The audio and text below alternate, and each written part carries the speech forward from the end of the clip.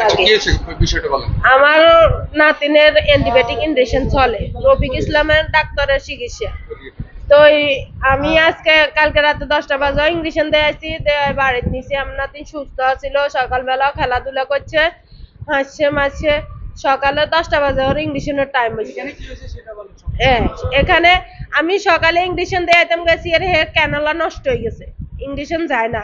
তো আমি এখানে আনছি ক্যানোলা ফিট করাইতাম, ক্যানোলা ফিট করাই ইঞ্জেকশন এটা পুশিং করব। তো এই ক্যানোলা ফিট করাইছি, আমার যে ইঞ্জেকশন যাওয়ার কথা ছিল আধা ঘন্টার মধ্যে, হে ইঞ্জেকশন হেতারা ক্যানোলা ফিট করে 2 সেকেন্ডের ভিতরে দিয়ে দিছে সিস্টারে, বুঝছেন? 2 সেকেন্ডের ভিতরে ইঞ্জেকশন দেওয়ার পরে আমার নাতিনের চোখ মুখ খা করায়, মানে গেডি ভাঙি গেছে, গেডি ভাঙি যায়, নিঃশ্বাস নাই।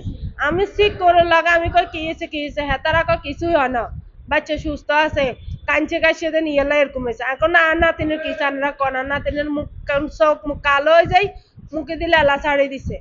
তারা অক্সিজেনের ব্যবস্থা কারণে তারা শুধু দৌড়াদৌড়ি, একজন এক মুখ পালাইতেই আছে। পরে ভাই একজন আসিল, এতনে অক্সিজেন ব্যবস্থা করছে, অক্সিজেন দিছে, অক্সিজেন দিতে না মেলতে আমার নাতিন মারা গেছে।